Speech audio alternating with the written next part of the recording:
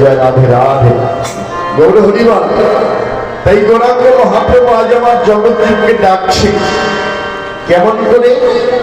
শিয়া বেনু করিয়া জয়ধ্বনি হই হই বলিয়া গোরা যেন ফেরায় পাচন। আজ সচির নন্দন শ্রী গৌরাঙ্গ মহাপ্রভু আমার যেন হই হই করছে। ও মায়েরা জয় রাধে রাধে। ঝগড়া ছিল না? ছিল তো, কারণ মায়েরা একটু বেশি ছিলেন নাকি? কারণ শহরে যাই হোক গ্রামে, কিন্তু গ্রামের মায়েরা আরো একটু বেশি যায়, কারণ তোমরা তো বাসার ভিতরে থাকো। হ্যাঁ, এত দেখা দেখি হয় না। রাধে রাধে। আর গ্রাম অঞ্চলে আমাদের গ্রামের ওদিকে দেখবে ঝগড়া ঝাঁটি লেগে আছে, বাবাজিদের থেকে দেখবে মায়েদের ভিতরে ঝগড়াটা একটু বেশি নাকি? হ্যাঁ, জয় রাধে রাধে। তোমাদের কথা বলছি, আমাদের ওটা। তোমরা তো ভালো, জয় রাধে। তোমরা তো ঝগড়া কারে বলে ওটা তো জানোই না নাকি? হ্যাঁ হ্যাঁ, জয় রাধে রাধে। হরিবল। যখন ঝগড়া ঝাঁটি লাগে তখন কি হয়? হইচই হয় না? দেখবেন রাস্তাঘাটে হইচই হয় না? বৈষ্ণব কবি বললেন হই হই রব করছে গৌরাঙ্গ মহাপ্রভু। হই হই, কোন হই? এই জাগতিক জগতের হই হই, এই জাগতিক জগতের হই হই নয়। মহাপ্রভু আমার হই হই রব করছে। কোন হই হই? মহাপ্রভু আজ আমার দুটি নয়ন জল ছেড়ে দিয়ে বললে, ওহে জগৎজি হই হই, এই জগতে আমি তার হই। হই হই, এই জগতে আমি তার হই। এই জগতে আমি কার হই? মহাপ্রভু আমার দুটি নয়নের জল ছেড়ে দিয়ে বললেন, ওহে ভক্তগণ, ওহে বৈষ্ণবগণের জগতে আমি কার হয়ে যাই। কার হই জানো তোমরা? যে জন চিরজনমের মতো কেবল আমার হয়ে যায়, যে জন জীবন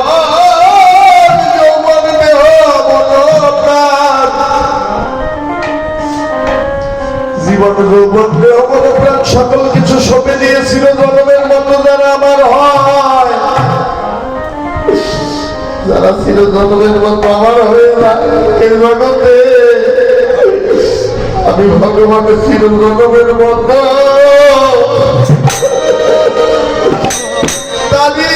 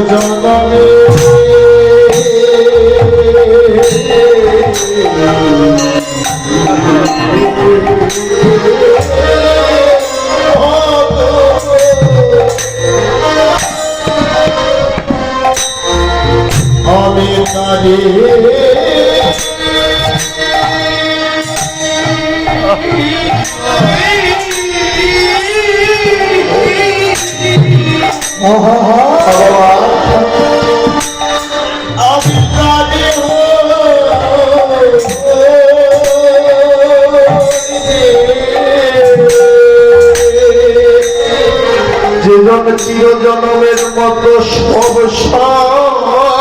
সবেছে, সবে সবেছে আমার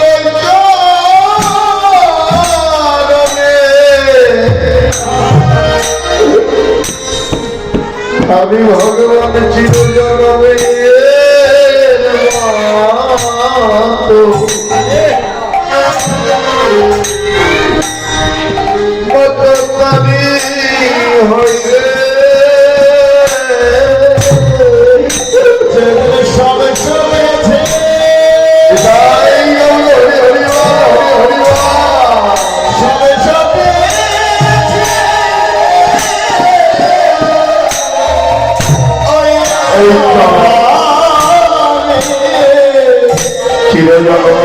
চিরজনমের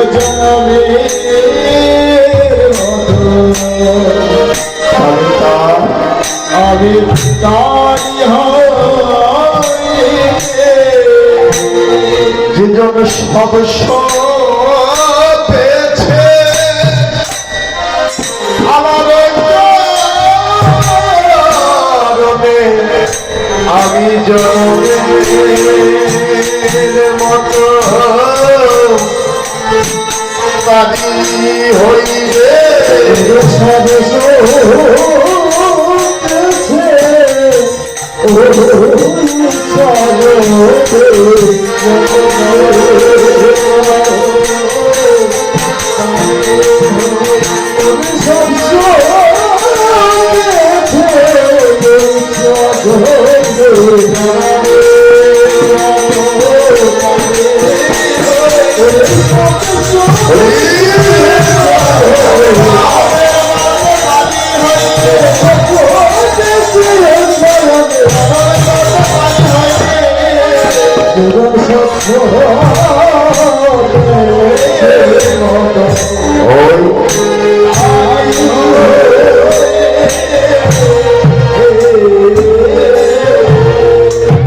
রাধে গোড়াঙ্গ মহাপ্রভু বললে এই জগতে আমি ভগবান পারিবা কার হই চির জন্মের মতো যে যেন আমার হয় আমিও তার হই জানাতে না দেওয়া হয় না ভগবান বললেন যে জন আমার হয় আমিও তার হই যে জন আমায় চাই তাকেও আমি চাই কথাগুলো ভালো করে লক্ষ্য করুন যে জন্য জগতে আমায় চায় আমিও তাকে চাই আর যে জন আমায় না চায় আমিও তাকে না চাই যে জন আমায় না চায় আমিও তাকে না চাই আর যে জন আমায় চায় আমিও তাকে চাই জয় রাধে রাধে একদিন নারদ আমার ভগবানকে বললেন ও ভগবান জয় রাধে ভগবান ভগবান একদিন নারদকে বললেন নারদ রে এই জগতে কোন ভক্ত যদি আমার লাগে আমায় ভালোবেসে যদি এক পথ অগ্রসর হয়ে যায় এই জগতে কোন ভক্ত যদি আমার লাগে এক পথ অগ্রসর হয়ে যায় আমি সেই ভক্তের লাগে 10 পথ এগিয়ে আসি ভক্ত যদি এক পথ যায় ভগবান বললেন আমি 10 পথ এগিয়ে আসি ভগবান নারদকে বললেন নারদ রে এই জগতে কোন ভক্ত যদি একবার কৃষ্ণাই গোবিন্দাই নম বলে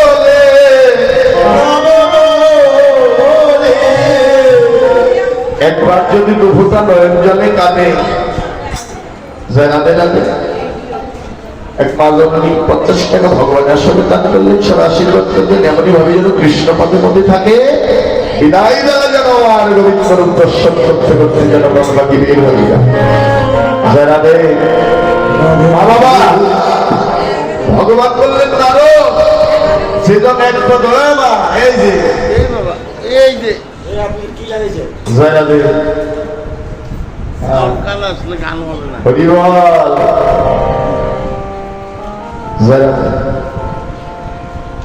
মা বাবা কারণ কীর্তনের মাঝখানে যদি কথা বলে আসলে দাঁড়িয়ে হাজার হাজার লক্ষ লক্ষ কথা বলতে হয় দিক নষ্ট হয়ে যায় আর এক মাধবের অনেকগুলো টাকা ভগবানের সঙ্গে দান করেছে ভগবান যেন মঙ্গল করে যায় না দেখে তাই ভগবান বললেন ভক্ত যদি আমায় ভালোবেসে যদি এক পথ অগ্রসর হয়ে যায় আমি সেই ভক্তের লাগে 10 পথ এগিয়ে আসি এই জগতে কোন ভক্ত যদি একবার হৃদয় মন্দির আলোকিত করে কৃষ্ণায় গোবিন্দাই নম বলে দুভূতা নয়ন জলে কাঁদে আমি ভগবান সেই ভক্তের লাগি সারা জনমে যেন কেঁদে যায় ভক্ত যদি একবার কাঁদে সবাই কথাগুলো ভালো করে লক্ষ্য করত ভগবান নিজেই বললেন নারদ কোন ভক্ত যদি হৃদয় মন্দির আলোকিত করে যদি আমার লাগি যদি কৃষ্ণাই গোবিন্দাই নম বলে শুদ্ধ ভাবে যদি একবার কাঁদে ভক্ত যদি একবার কাঁদে সেই ভক্তের লাগে আমি ভগবান যেন সারাটি জীবনী যেন কেঁদে যায় কারো।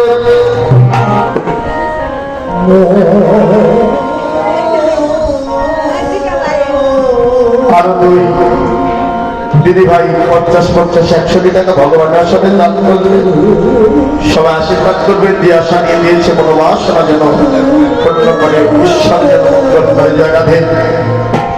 ভক্ত যদি একবার কাঁদে আমি ভগবান সেই ভক্তের লাগি সারাটি জীবনই কেটে যায়। কি বললে? যদি হৃদয় মন্দির আলোকিত করে কাঁদে, শুধু কাঁদলেই তো হবে না, এই জগতে তো আমরাও কম কাঁদি না দিদি ভাই। সব কাদাই যে আমার ভগবানকে পাওয়া যায় না, সেই কান্নাটি থাকতে হবে, নয়নের জলটা থাকতে হবে আমার গোবিন্দের নামের প্রতি, আমার গোবিন্দের প্রতি। তাই এই জগতে যে জন আমার হয় আমিও চির জনমের মতো তার হয়ে যায়। ও তাই হয়ে হয়ে বলিয়া গোরা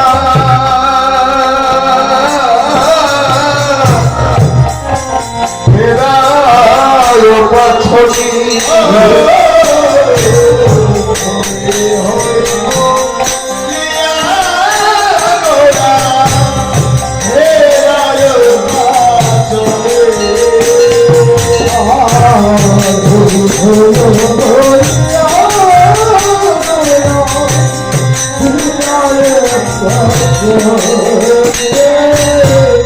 ভক্তের সামনে উনি পাশে উনি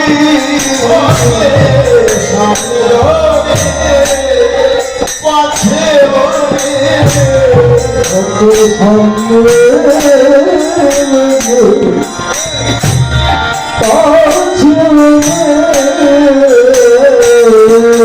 ভক্তের দায়িত্ব উনি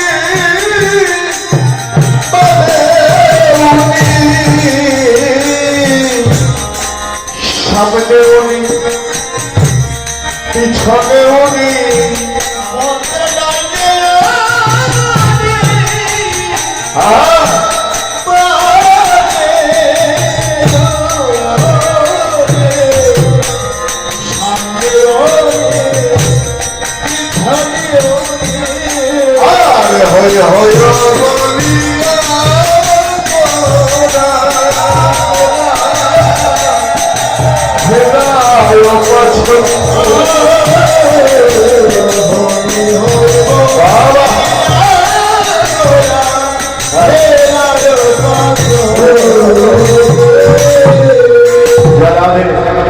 ভক্তের সামনে উনি পিছনে উনি ডাইনে উনি বামেও উনি। তাই আজ গৌরাঙ্গ মহাপ্রভু যেন ফেরাতে লাগলেন কেমন করে? আজ ফেরাতে লাগিল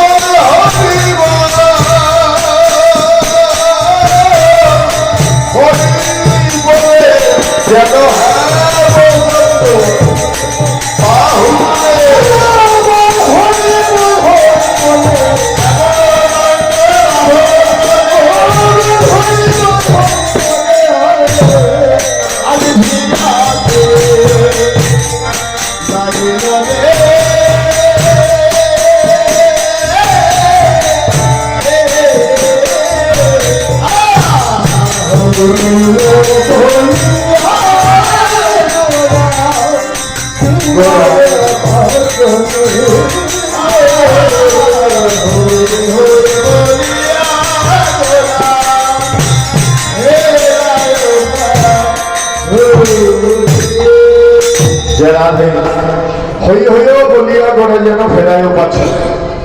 পাচনী শব্দের অর্থ হচ্ছে নদী, যা ছিল বৃন্দাবনে। যা রাধে রাধে যা ছিল বৃন্দাবনে, কিন্তু নবদ্বীপের পাচনী কি? গৌরাঙ্গ মহাপ্রভুরা নবদ্বীপের পাচনী কি? যা রাধে রাধে নবদ্বীপের পাচনী কি? তাই বৈষ্ণব কবি বললেন যেন শ্রীখুল অদ্বৈত, শ্রীখুল অদ্বৈত, শ্রীখুল অদ্বৈত, শ্রীখুল অদ্বৈত,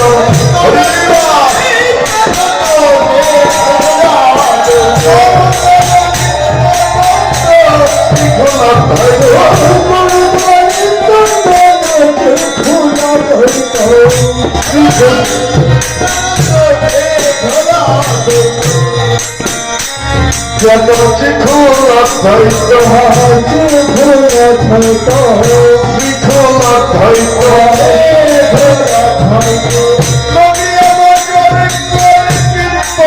শিখুল অদ্বৈত।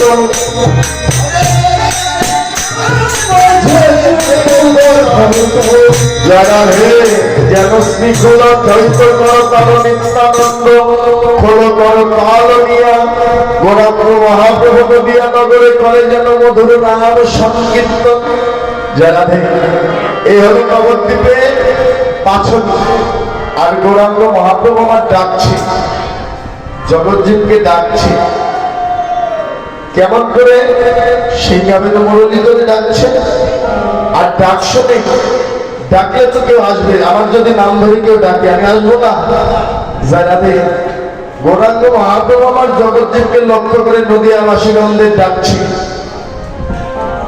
ও মায়েরা, বাস্তবে একটি কথা বলি কি, এই যে কীর্তনে দেখবে এই বাসায় আশেপাশে অনেক আছে ভক্তবৃন্দ, কিন্তু দেখবেন অনেকে আছে বসে বসে টিভি দেখছি।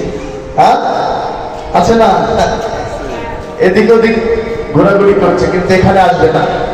কারণ যা শুনলে জীবের মঙ্গল হবে, এই কলিহত জীব